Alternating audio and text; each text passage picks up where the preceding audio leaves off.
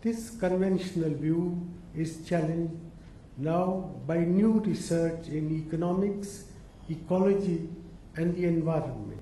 The Nobel laureate, Dr. Elinor Ostrom, and her associates have demonstrated that in such situations, local action for managing common resources through cooperative activities by small user groups can lead to optimal results, provided, and this is a big if, provided the stakeholders are adequately informed and also empowered to act.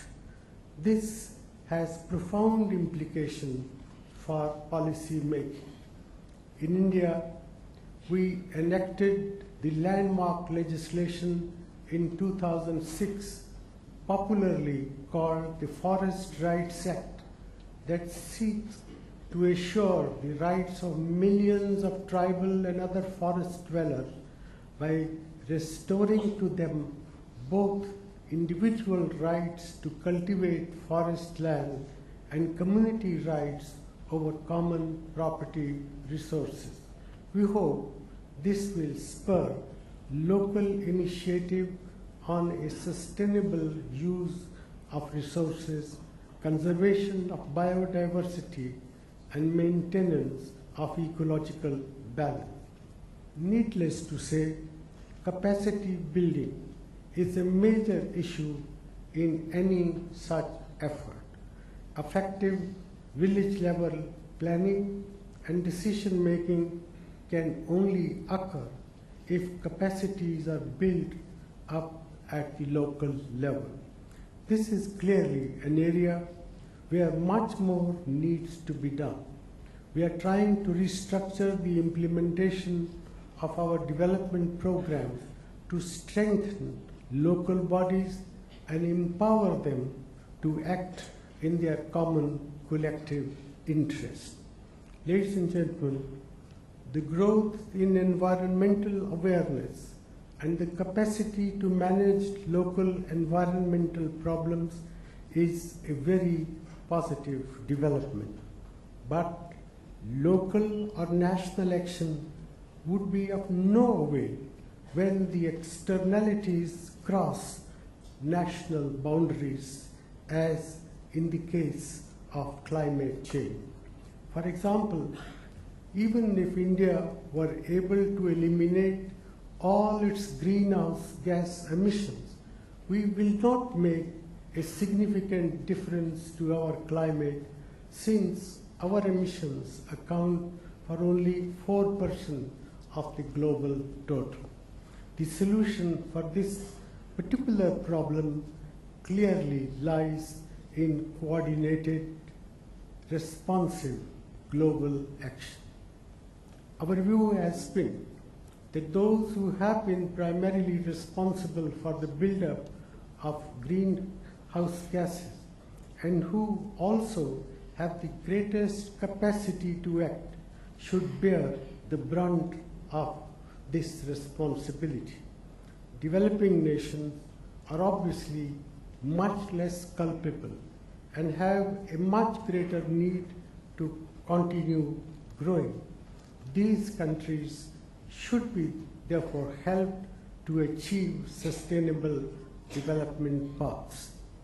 The most recent Conference of Parties to the United Nations Framework Convention on Climate Change at Cancun in Mexico did not resolve these problems, but it did produce some modest results. I compliment Mexico and its leadership for its outstanding leadership and stewardship of the summit and for achieving some forward movement. This shows that with collective will, building a meaningful international consensus is still possible, even though it is turning out to be more difficult than envisaged some time ago. India particularly welcomes the agreement on the setting up of a network of technology innovation centers under the United Nations Framework Convention on Climate Change to foster local adaptation and mitigation measures. India had proposed this at the very outset of the current round of multilateral negotiation. India will continue to play a constructive and responsible role in the ongoing negotiation and will work with the international community to find practical, pragmatic, and equitable solutions. I would also like to emphasize that even as we wait for meaningful agreements on global mitigation action, we in India have committed ourselves to keeping our per capita consumption below the average for the industrial countries. This is an important commitment since it ensures that if industrial countries do more themselves to reduce their greenhouse gas emissions, which they should, they also automatically ensure that our emissions will also be contained. In fact, the faster the industrialized countries reduce their per capita emissions, the quicker will be the self-imposed constraint which requires action in our country. We are also taking action on our own in the form of a national action plan on climate change.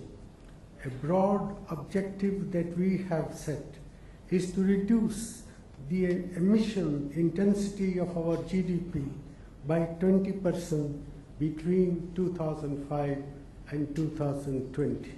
We have already launched 7 missions in the following areas. These include energy efficiency, solar mission, sustainable habitat, water, sustaining the Himalayan ecosystem, agriculture, and strategic knowledge for climate change. We will shortly launch the last of the 8 national missions under the plan, which is called Green India, which will result in the regeneration of 6 million hectares of degraded forest land. We are currently engaged in preparing for the 12th 5-year plan, which will cover the period 2012-2017.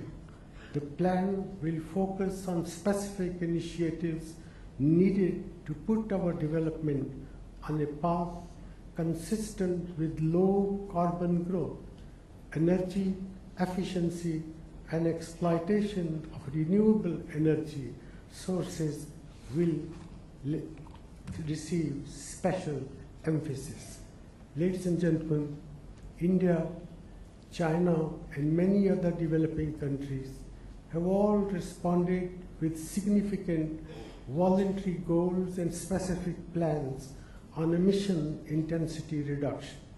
But if we have to tackle global inertia, we will need to see clear commitments from the industrial countries on emission reduction target for 2020 that are consistent with the Copenhagen goal of containing the likely temperature increase to no more than 2 degrees centigrade or less.